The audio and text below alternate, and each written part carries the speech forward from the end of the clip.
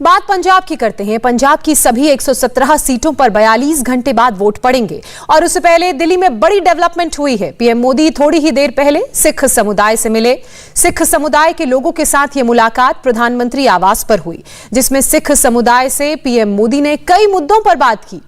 आप जो तस्वीरें देख रहे हैं वो इसी मुलाकात की हैं। इस मीटिंग के लिए देश भर से सिख समाज के लोगों को पीएम आवास बुलाया गया था। तो ये तस्वीरें आप प्रधानमंत्री नरेंद्र मोदी के आवास की देख रहे हैं, जहां देश भर से सिख समुदाय के लोगों को बुलाया गया था और उनसे अलग अलग मुद्दों पर प्रधानमंत्री ने बात की। देखिए, सिर ढका हुआ प्रधानमंत्री नरेंद्र मोदी का और यहां पर तमाम अलग अलग देश के हिस्सों से आए सिख समुदाय के नेता प्रधानमंत्री नरेंद्र मोदी से मुलाकात और बात करते हुए और साथ ही उनके समक्ष अपनी बातों को रखते हुए। तो सिखों से प्रधानमंत्री की यह मुलाकात काफी अहम है और उसकी तस्वीरें आप सीधे पीएम आवास से देख रहे हैं। अब से कुछ देर पहले ये मुलाकात हुई थी। देखिए किस तरह से अपने प्रधानमंत्री का स्वागत करते ये सिख समुदाय के लोग नजर आ रहे हैं। ना सिर्फ उन्हें यहां पर उनका स्वागत किया गया, बल्कि उनको भेंट भी दी गई। तो प्रधानमंत्री नरेंद्र मोदी ने सिख समुदाय के प्रतिनिधियों से आज मुलाकात की, उनसे बात की, उनकी बातों को सुना। और मोदी की अगर बात की जाए तो मोदी से सिख समाज की मुलाकात में क्या बात हुई, मनजिंदर सिंह सिरसा से क्या बात हुई, इसको लेकर मनजिंदर सिंह सिरसा से बात की हमारे संवाददाता आनंद प्रकाश पांडे ने। मनजिंदर सिरसा साहब हमारे साथ हैं। सर, आज प्रधानमंत्री जी से मुलाकात हुई, आपके साथ तमाम सिख समुदाय के जो बड़े नेता थे वो मौजूद थे। क्या प्रधानमंत्री ने कहा अपनी बात में? देखिए, आज प्रधानमंत्री जी के पास हम लोग सारी सिख संस्थाओं को लेकर, हमारी चुनी नुमाइंदे संस्थाओं को लेकर, तख्त साहिबानों को, जथेदार तख्त श्री पटना साहिब, हेड ग्रंथी साहिबान, सब हम इसलिए आए थे जो पिछले 70 साल से 75 साल से सिखों के मन में भाव और पीड़ था, जो दर्द था, चाहे वो आज़ादी से लेकर मास्टर तारा सिंह के साथ बेइंसाफी होने की बात हो या 1984 की बात हो या हमारे इतिहास को लेके हो, उनके ऊपर जो प्रधानमंत्री ने काम शुरू किया उसके लिए हम धन्यवाद करने आए। और साथ में ही जो हमारे मसले हैं उनके ऊपर हमने चर्चा की। इस बात की हमें बड़ी खुशी है कि प्रधानमंत्री जी ने एक ही अल्फाज में कहा कि 100%, एक भी नहीं, 100% उन सब चीज़ों को जो पिछले लंबे समय से दर्द देती रही, पीड़ा देती रही, उनको निपटाना है। और उन्होंने कहा कि मेरे मन में खुद है, जब मैंने देखा 1984 का तो मेरे मन में था कि SIT बनाऊं, कानपुर की SIT बनाई, किस तरह से उन लोगों को कानून के दायरे में लाकर जेलों में भेजा।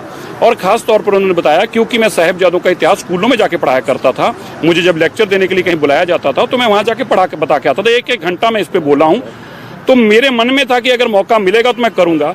इससे क्या होगा, ये नेशनल डे है, जैसे 26 जनवरी मनाई जाती है, 15 अगस्त मनाया जाता है, 2 अक्टूबर मनाया जाता है, इसी तरह अब 26 दिसंबर भी मनाया जाएगा। और देश के हर संवैधानिक संस्था को, पाए राष्ट्रपति जी हों, प्रधानमंत्री जी हों, मुख्यमंत्री जी हों, मंत्री हों, गवर्नर हों, DC हो, स्कूल हो, कॉलेज हो, सबको ये इतिहास पढ़ना होगा।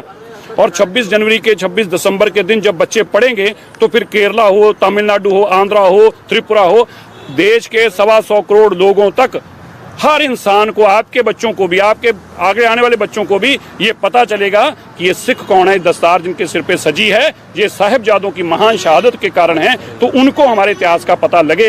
ये बहुत बड़ी पहल हुई है जिसके लिए हम उनका धन्यवाद करने आए हैं। एक दिन बाद पंजाब में वोटिंग भी होने जा रही है, उससे भी जोड़ के देखा जा रहा है। देखिए, वो जोखेंगे, जिनको तकलीफ हुई है वो क्यों हुई है, उनको लगता है कि हम तो अकाल तख्त को तोपों से गिरा के आए थे, ठीक है, गुरु ग्रंथ साहिब महाराज में गोलियां उतार के आए थे, और ये अकाल तख्त साहब के चरणों में नतमस्तक होके आते हैं।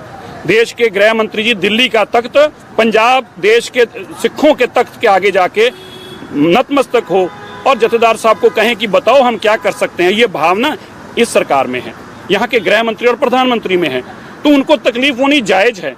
अब हम भी उनको और तकलीफ देंगे, कल भी देंगे, परसों भी देंगे, उसके अगले दिन भी देंगे। ये तकलीफ इलेक्शनों तक बचेगी। उनको एक बात बता देना, अगर तुम सोच रहे हो कि इलेक्शन खत्म होने पे तुम्हें तकलीफ देनी बंद हो जाएगी तो तुम गलतफहमी में हो। ये तकलीफ लगातार अब तुम्हें मिला करेगी, क्योंकि जितने जख्म तुमने हमें दिए, हम जख्मों पे जब जब मरहम लगेगी तब तक तुम्हें तकलीफ होगी। इस कदम से जो सिख हैं एकजुट होंगे। हमें एकजुट होना इस देश की संस्कृति के लिए, इस देश के भविष्य के लिए। बात इलेक्शन की नहीं है, इलेक्शन हारे जीते किसी को वोट डालें, पर बात है कि 100 साल बाद कौन खड़ा होगा आपके लिए। कौन शमशीर पकड़े खड़ा होगा इस देश के लिए? वो हमें आज उस पनीरी को खड़ा करना है। उन लोगों के मन के अंदर जो भाव हैं उसको समझना है और उनके जख्मों पे मरहम लगाना बहुत जरूरी है। एक आखिरी सवाल, आप कह रहे हैं तकलीफ देंगे कांग्रेस को और बाकी लोगों को। केजरीवाल तो ऑलरेडी तकलीफ में, उन्होंने एक प्रेस कॉन्फ्रेंस की, उसमें कहा कि उनको परेशान किया जा रहा है, एनआईए से उनकी जांच कराने की तैयारी हो रही है। ये वोटें लेने के लिए ऐसी बातें करता है। मैं तो कह रहा हूँ प्रधानमंत्री जी को एक बार कर देना चाहिए, उसके सारे शौक पूरे कर देने चाहिए। ईडी वाले शौक, सीबीआई वाले शौक, एनआईए वाले जितने शौक है ना, प्रधानमंत्री जी भी एक बार कह दे यार एक बार इलेक्शन निकल लेते, हम बैठ के ना तेरे सारे ही शौक पूरे कर देते हैं। उसका वो एक जो आप बिल्कुल याद रखना, मैं जो कह रहा हूँ, ईस्ट इंडिया कॉर्पोरेशन जब आई थी, बिल्कुल ये मॉडल है इसका, उसी मॉडल पे काम करता है, उसी मॉडल के ऊपर ये चलता है। इसका मकसद पंजाब में कब्जा करना, और इसके पंजाबियों को समझता नहीं। जब पंजाबियों को समझ में आ जाता ना कि बहरूपी आया है, जब वो ठोकते हैं तो ऐसा हिसाब किताब लेते हैं, इंसान को फिर दर्द कहाँ कहाँ होता है वो याद करता है, पुश्त याद रखती हैं, ऐसा दर्द देते हैं। ये हमारे साथ छल कपट ना कर केजरीवाल, पंजाबियों के साथ छल कपट बहुत महंगा पड़ेगा, इतना महंगा पड़ेगा आया नहीं करेगा बाद में। शुक्रिया हमसे बात करने के लिए। Prakash Pandey, India TV, Delhi. India TV हर वक्त हर जगह डाउनलोड करने के लिए सर्च करें India TV news Google Play Store या ऐप स्टोर पर।